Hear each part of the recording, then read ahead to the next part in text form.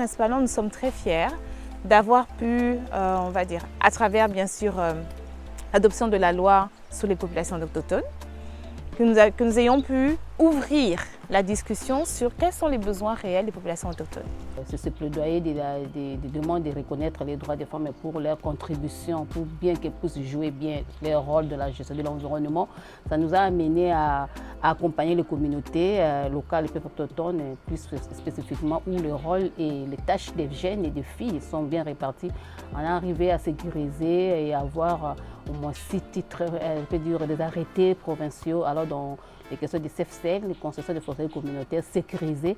Nous avons formé les femmes leaders, pour la première fois qui entendaient parler de changement climatique. Et ces femmes-là aujourd'hui sont arrivées à comprendre que notre écosystème a complètement changé. Nous avons à peu près 20 communautés, donc j'ai dit au Congo central, au niveau de Kinshasa, au niveau des Kwango, au niveau des provinces du Kivu, au niveau de l'Équateur. On fait le renforcement de la protection de l'environnement et l'autonomisation de la femme par l'agriculture. On sensibilise ces femmes pour leur montrer l'importance de la protection de l'environnement et plus particulièrement des tourbières qui se trouvent dans leur village. En aide humanitaire, elle est composée de vivres et de non-vivres, mais on ne met pas l'aspect cuisson des aliments. Et c'est ça qui m'a interpellée. On a commencé par la transformation des déchets en charbon écologique. Et puis, nous avons testé aussi de faire de compost et de petits jardins potagers. Non seulement la population en avait besoin, mais aussi certains partenaires locaux ont vu que c'était très important de mettre cet aspect environnemental dans l'aide humanitaire. Ce qui nous a réjouis, c'est que le premier bénéficiaire de nos actions ne sont pas restés qu'à être bénéficiaires. Aujourd'hui, elles sont aussi formatrices, elles sont des actrices de l'environnement. Depuis un peu plus de 10 ans déjà que je suis dans ce monde de gestion durable de l'environnement. Je suis fière de donner le sourire aux femmes grâce aux sensibilisations, aux formations, à l'accompagnement que j'apporte grâce à l'association. Ça concerne l'agroécologie, la conservation de la biodiversité et l'entrepreneuriat. Avec les formations des enfants dans les établissements scolaires, nous avons déjà formé, nous avons travaillé dans 7 établissements scolaires.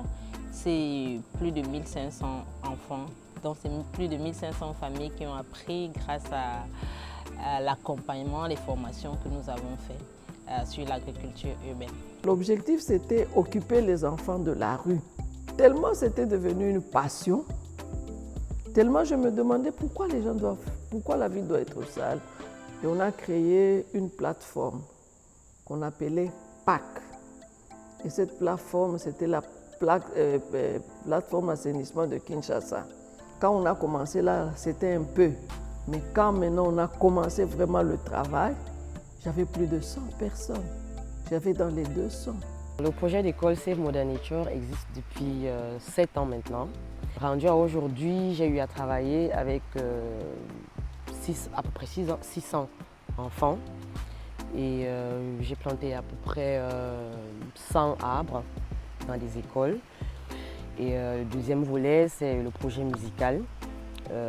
Qui est un projet d'album de 10 titres entièrement dédié à la sensibilisation du grand public. J'ai été appelée par des organisations non gouvernementales qui font aussi dans la protection de l'environnement, qui reconnaissent la valeur de ma musique. J'étais communicatrice d'un projet aussi fort. Les populations avaient des problèmes, ils étaient face à un phénomène qu'ils ne connaissaient pas. On a mis sur pied un programme radio au rythme des saisons, ça c'était en français. Et la particularité de cela, c'était qu'on réunissait sur le même plateau tous ceux concernés, les politiques, les pratiques, les ONG, les populations et tout le monde. Ça améliorait la connaissance non seulement des populations qui avaient participé, mais aussi ça avait une incidence sur ceux qui ne participaient pas. Ça a un impact sur l'environnement directement. C'est dur, C'est dur d'être une femme seule dans un combat d'une aussi grande envergure. La charge mentale, parce que tu remplis beaucoup de responsabilités multiples.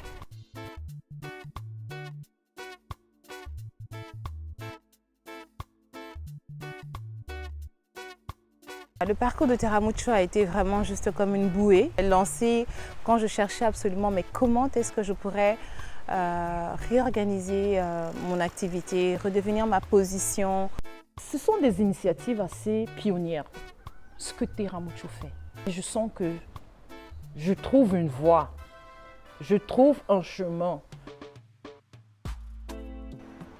La roue, cette roue-là avec 8 dimensions m'a vraiment inspirée et j'ai retiré beaucoup de cette retraite qu'il faut être visible, il faut communiquer. Il faut d'abord identifier où est le problème. Et avec ce travail qu'on a fait, j'ai déjà identifié où je dois travailler pour que la roue tourne. J'ai appris de ces retraites beaucoup de choses, entre autres sur la question du changement climatique. Je me suis sentie épanouie, je me suis sentie que je peux aussi m'ouvrir. J'ai rencontré un espace où on est écouté, un espace là où on est porté, un espace là où on est valorisé. Je sais que non seulement cela aura de retombées d'abord sur moi personnellement, mais aussi sur le staff avec qui je travaille et sur les femmes avec qui nous travaillons régulièrement dans nos communautés. Parce que tout ce qu'on a appris ici, sur comment gérer son finance, comment gérer ses relations sociales, comment développer son intellect, comment gérer ses émotions, je ne vais pas garder ça pour moi-même. Donc le parcours bien-être me redonne confiance et me redonne plus de force. Je suis sûre qu'à mon retour, j'aurai beaucoup plus d'impact. Écologique, ouais, dans nos veines.